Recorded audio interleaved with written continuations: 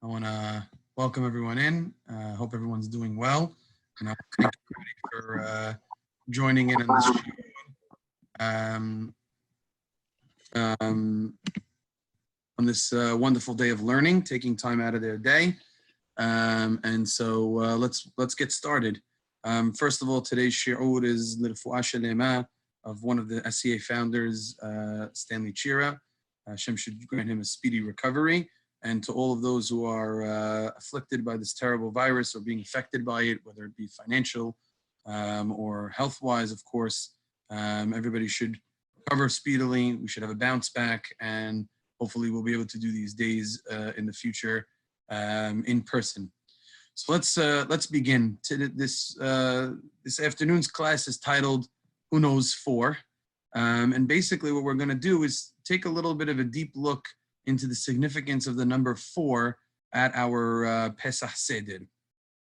And hopefully we'll try by the end to take a look at all of the different 4s that we come up with and potentially see if there might be a unifying theme or an idea that we could come out with after we examine each of them a little bit more closely.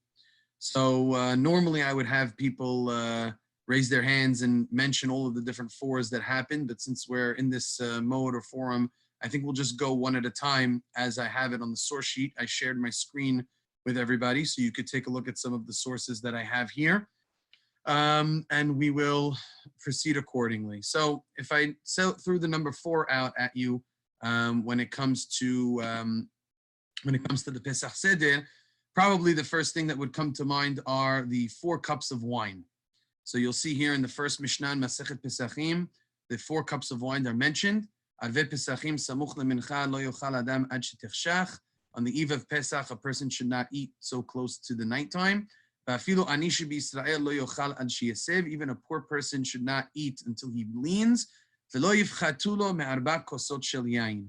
The Mishnah emphasizes that even for the most destitute amongst us, we have to make sure that they have enough resources in order to be able to purchase for themselves enough to be able to drink 4 cups of wine.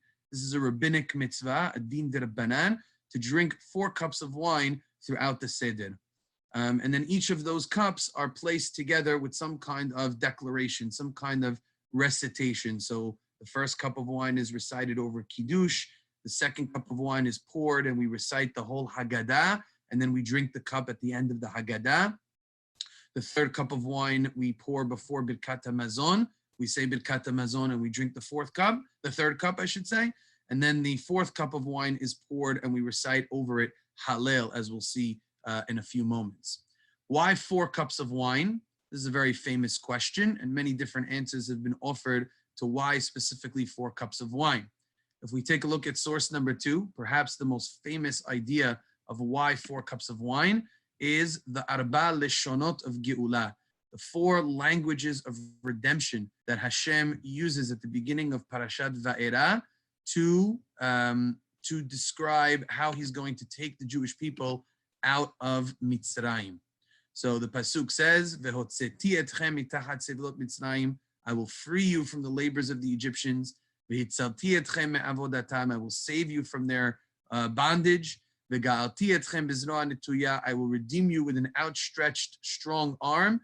And I will take you to be my nation. These 4 highlighted languages, our rabbis place one of each of these corresponding to the 4 cups of wine. Wine is something that has redemptive qualities. It's something that enjoyable for a person, and therefore the rabbis pinned these 4 languages of redemption on the 4 cups of wine. I'd like to just take a moment to digress on this point of the 4 languages of redemption for the 4 cups of wine. Rabbi Yitzchak Mirsky has something very interesting in his Haggadah that he mentions, that these are languages which add on one to the other. So v'hotzeti, I will take you out. V'hitzalti, I'll save you. V'ga'alti, I'll redeem you. V'lakachti, I will take you. Each one adds something above the next one. And he says that's why it's important to use wine that has alcoholic content, because every time a person drinks another cup of wine, he adds a little bit more onto his feeling because the alcohol changes him as he goes through each and every cup of wine throughout the seder. I'll also point out another one. The second language and corresponding to the second cup is vehitzalti, I will save you. And it's for this reason that many people point out that we raise the second cup when we say the paragraph of Vehisha Amda in the Haggadah, because the Vehisha Amda paragraph says, V'hakadosh Baruch Hu matzilenu miyadam. God saves us from their hand, and that's what the second cup of wine in the Seder represents, the language of Vehitzalti, I will go ahead and save you. So there's a lot of symbolism and a lot of depth to these languages and to the cups of wine, 4 cups of wine and 4 languages. Let's store that in the back of our minds and continue going through some of the 4s that we have in our Seder. The next 4 is one that probably most people would not notice, and that is the 4 verses that make up the body of our Haggadah. So let's just take a step back for a minute and ask ourselves, what is the Haggadah that we say for the Magid portion of our Seder? We call it the Haggadah, but what is it? Where does it come from? Say again. Parashat Bikurim.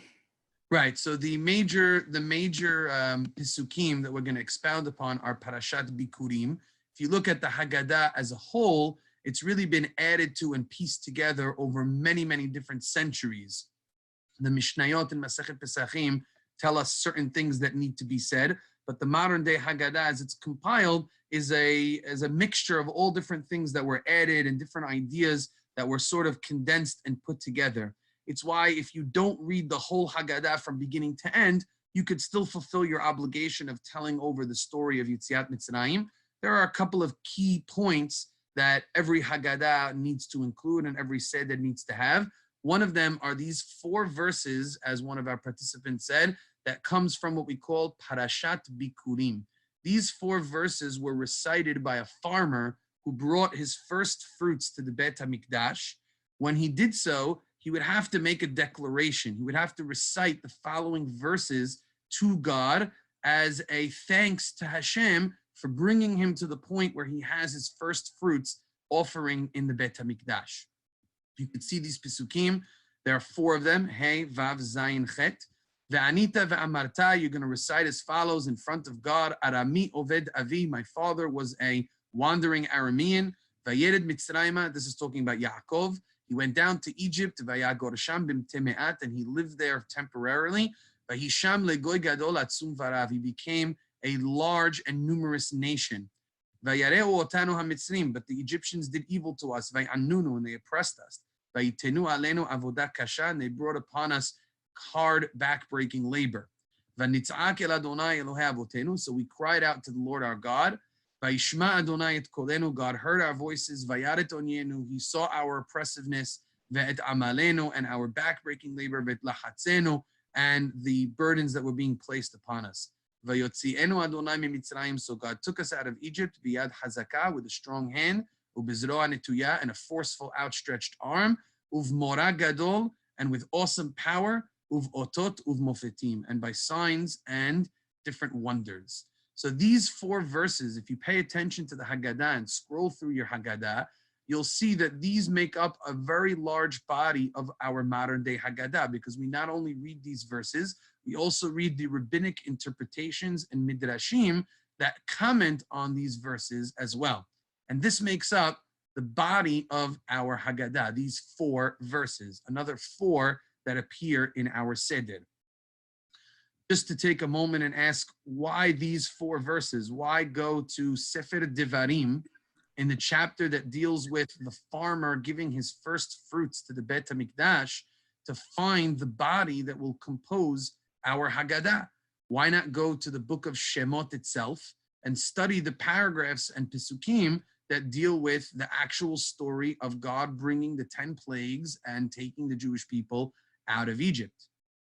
And a number of different answers are brought for this. One answer that I like is that in these 4 verses, it's being said by the farmer in the first person. you'll see he puts himself, Arami Oved Avi, my father was a wandering Aramean. Vayitinu alenu avodah kasha, it was placed on us. The person is speaking as a member of Am Yisrael, not retelling the story in the third person, this is what happened to them, but saying this is what happened to us.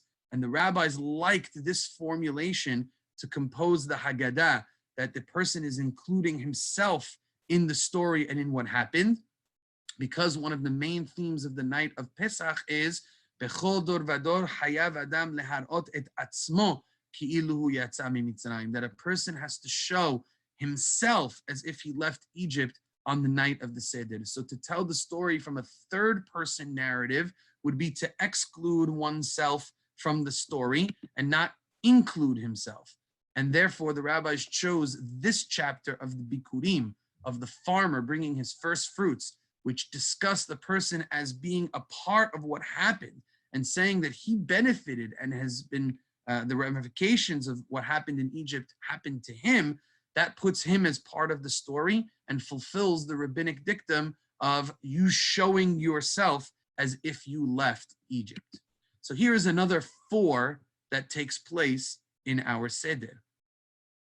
I'm going to skip the next source just for a moment, which comes back to this idea, and go to the next 4 that's down here, very famously, the 4 questions of the Manishtana. This is a clip from our Haggadah, and we have here the Manishtana halayla hazeh mikol halelot, and there are famously 4 questions. We usually have chametz u'matzah, today only matzah. We usually have all vegetables, today only maror. We usually dip, we never dip, I should say, but today we're dipping twice specifically. And we always eat in any posture or position, but on the night of the Seder, we eat reclining. 4 different observations that the children make that are different between the night of the Seder and all other nights. The Arba Kushiot, the 4 questions. And again, we also have the 4 sons mentioned in the Haggadah, the Hacham, the Rasha, the Tam, and the She'eno Yodea Lish'al.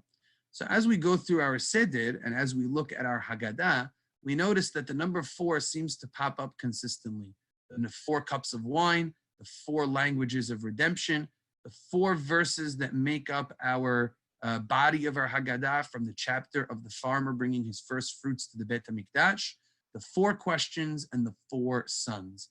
And if you looked around at your Seder, you might find a number of other 4s that will also be there, but these are the main ones, what I like to call the 5 4s, the 5 different 4s that are mentioned in our Seder and in our Haggadah. Now, is there something that potentially unites all of these 4 throughout our Seder? I think that there is. And it's a point that Rabbi Jonathan Sachs makes in his Haggadah, which I think is very interesting. And that is that if you really take a look at these 4s that we just mentioned, they're all actually really 5s. There's a 5th missing component to each of these 4s that will unite all of these ideas together. Let's start with the 4 cups of wine. So here I have a source in Gemara Masechet Pesachim, which mentions the concept of the 4 cups of wine. Tanud Banan, the rabbis taught, Revi'i gomer alav et halel, the 4th cup of wine, you recite the Hallel. Ve'omer Hallel gadol, and we say the great Hallel, Hodu la'Hashem tov, divrei Rabbi Tarfon. Those are the words of Rabbi Tarfon. This Gemara, however, has been amended. It says Revi'i, on the 4th cup, you say Hallel. If you take a look at the Rosh has a different text in front of us. The Rosh actually reads, Tanud Banan, Kos Chamishi Omrim Alav Hallel. On the 5th cup of wine, we recite the Hallel according to the Bitarfon. He notes that the Rashbam writes the 4th cup, but there seems to be a discrepancy between the rabbis as to what is the correct text over here. What is the correct text that needs to be recited over here? Apologize 1 second. Yes. What is the proper text that needs to be recited? 1 second. I just lost my controls. Okay, much better. Thank you. I saw that there was a question over here on the chat. Okay. So there is a discrepancy here amongst the rabbis. Is this a fifth cup or is this a fourth cup? The Rosh actually concludes here that there is a fifth cup that is done. There is an optional fifth cup. And that's actually what we find in the Rambam as well. Harambam in his Seder, at the very end, when talking about reciting the Hallel, he says, Mozeg kos revi'i, we pour a fourth cup and we recite the Hallel. We say the Birkat Hashir, Yahalelucha Hashem kol ma'asecha. We say Borei Pri HaGefen, and then we don't drink anything afterwards. Then he writes something very strange. V'yesh lo limzog kos chamishi. A person should pour a fifth cup of wine and recite on it the Hallel Gadol, which begins with Hodu LaHashem Kitov and ends with the words Al Naharot Bavel, which is a paragraph talking about the destruction of the Bet HaMikdash. Keep that in mind. He writes, V'kos ze eno chova. This is not an obligatory cup, kemo arba'a kosot, like the 4 cups of wine. So according to the Rambam and the Rosh, I should say, there is an option to pour and drink a 5th cup of wine. The Rashbam earlier does not have that. His text reads only 4 cups of wine, and he doesn't know any source of a potential 5th cup of wine or why a person should pour it or do it. There are other poskim, the Ra'avad, who disagrees with the Rambam here, who actually says that it's an obligation to pour a 5th cup of wine and to drink a 5th cup of wine. This 5th cup of wine is very famous because this 5th cup of wine is termed by many people as the cup of Eliyahu HaNavi. And any children's video that you watch will always talk about the cup of Eliyahu HaNavi. I kind of feel bad a little bit for Eliyahu HaNavi. They turned him a little bit into Santa Claus for the Jewish people, that he sneaks into your room and you leave, the Santa Claus version is they leave milk and cookies for him on Christmas night, and he sneaks in and you have to try to catch him. And that's what people do with Eliyahu HaNavi. You pour a 5th cup of wine, you leave it on the table, and you try to see if you can catch Eliyahu HaNavi coming in to drink the 5th cup of wine. And will you catch him or will you not catch him? And what exactly is he doing? So that's really not the way it's meant to be thought of. I have to think about this a little bit deeper, and I'll come back to the notion of the cup of Eliyahu HaNavi.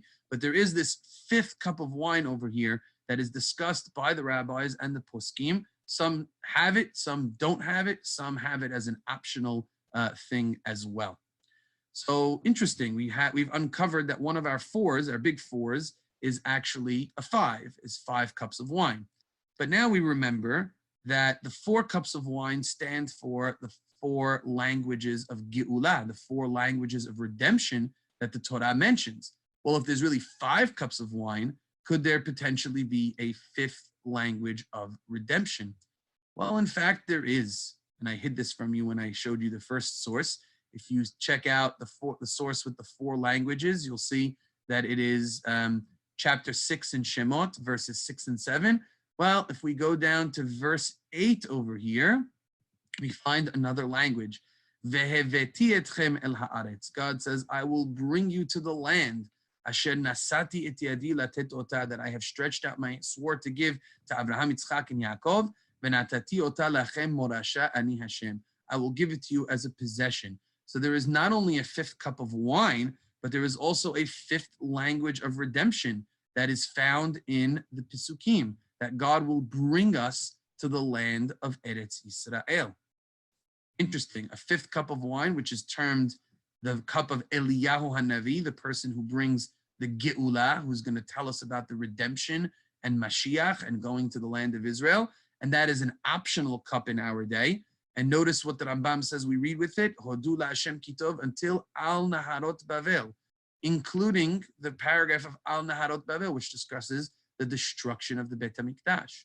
And the 5th language is, I will bring you to the land of Israel. Now, if we take a look at those, remember those 4 Pesukim of the chapter of Bikurim that we read earlier, those 4 verses that comprise the Haggadah from when the farmer brings his first fruits to the Bet HaMikdash. Well, there's actually a 5th Pasuk as well. Because if you look at the Pasuk right after that, what does the farmer say? Vayvi'enu el hamakom hazeh, and he brought us to this place, talking about the Bet HaMikdash and the land of Israel. Vayiten lanu et haaretz hazot. He gave us this land, Eretz Zavat Halav Udvash, a land flowing with milk and honey. So far, 3 of our 4s are actually turned out to be 5s. There are actually 5 cups of wine at the Seder. There are 5 languages of redemption, and there are 5 Pesukim. But these 5s have been hidden from us. They don't actually exist in an obligatory way. We don't read them in the Haggadah, and they're optional, and according to some, they're completely missing. These 5 so far are not there. You have to think about why the rabbis are hiding all of the 5s from us and just leaving the 4s. Perhaps if we continue a little bit, we'll try to uncover it. There are 4 questions that we read in our Haggadah. We noted them earlier. But there is actually a question here that appears in the Mishnah in Masechet Shabbat that does not appear in our Haggadah. Let's take a look at the Mishnah in Masechet Shabbat.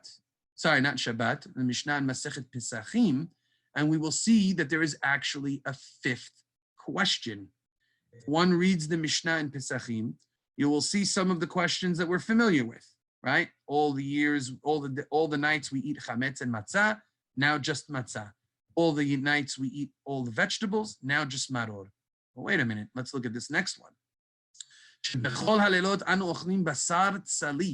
All nights we eat roasted meat, shaluk, boiled meat, umevushal, cooked meat.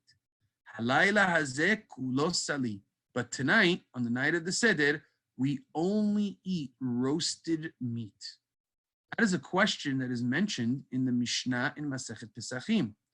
But this question does not appear in our Haggadah. Interestingly, the last question of our Haggadah about eating reclining or sitting, but now on Pesach we only eat reclining, does not appear in the Mishnah. That question is absent from the Mishnah. It seems that what happened was there was an idea to have 4 questions, and these were the original 4 questions mentioned in the Mishnah. The problem is that this highlighted question about roasted meat versus boiled meat does not apply in our day anymore.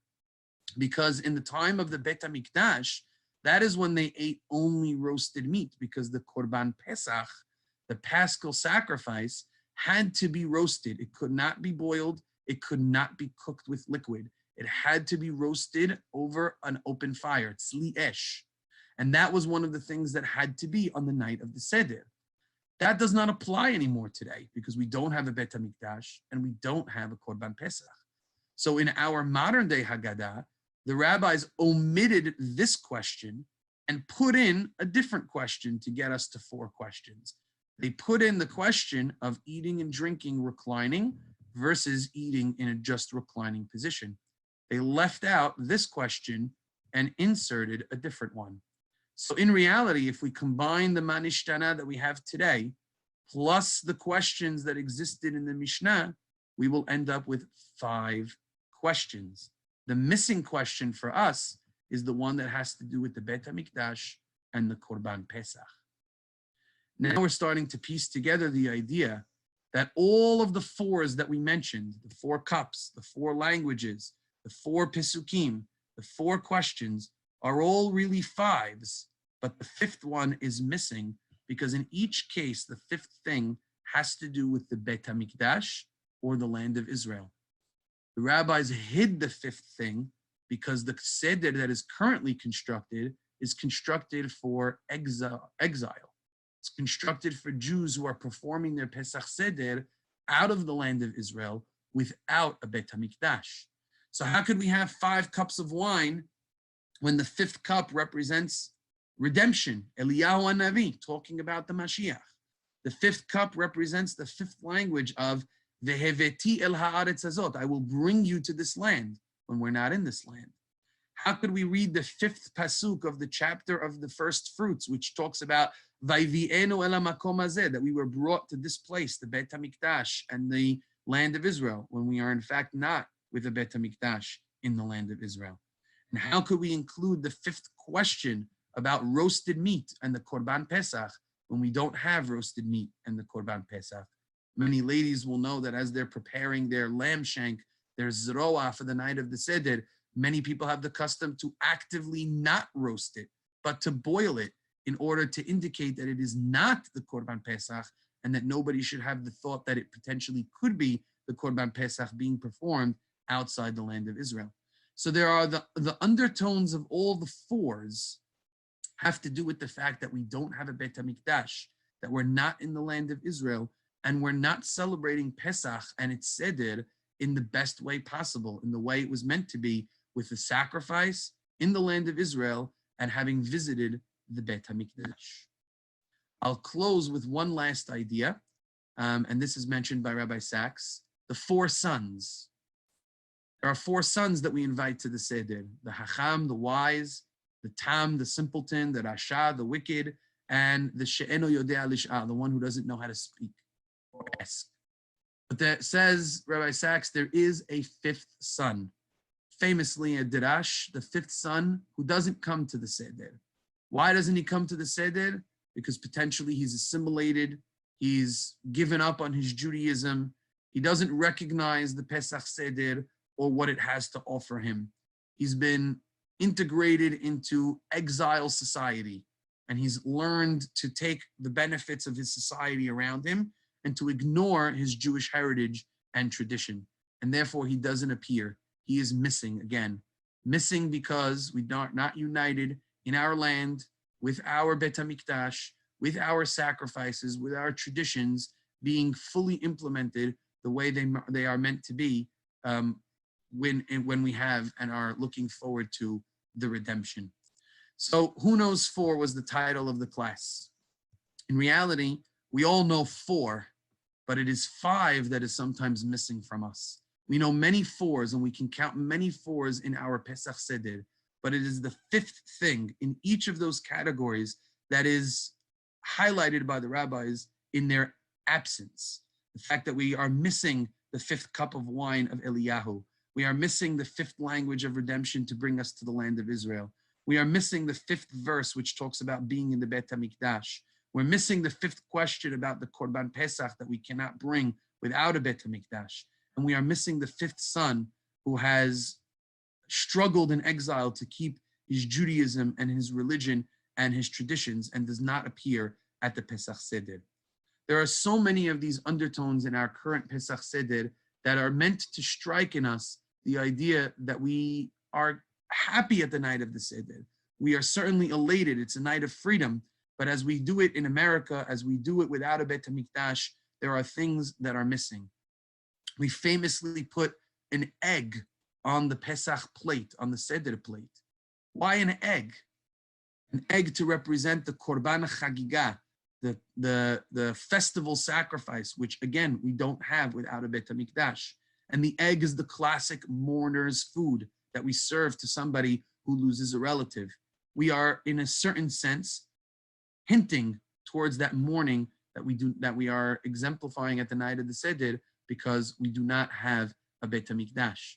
One of the more interesting ideas is that the night of the Seder actually corresponds to the night of Tisha B'Av. This year, the night of the Seder will take place on a Friday night and a Saturday, if I'm not mistaken. No, it's on a Wednesday night. I apologize. It's on a Wednesday night. Tisha B'Av, Wednesday night, Thursday. Tisha B'Av will take place on Thursday this year. The night of the Seder always corresponds to the day of Tisha B'Av, a subtle hint to the fact that we do not have the Beit HaMikdash. So all of these hints are here. In the very opening paragraph of the Haggadah, we say, Hashata Hacha Avdeh. We are still servants. We are here in exile. L'shana haba'ah be'arad Yisrael b'nei Horim. In the next year, we should be in the land of Israel, a free people. As we go through our Sededs, especially in today's difficult times, we might be lonely.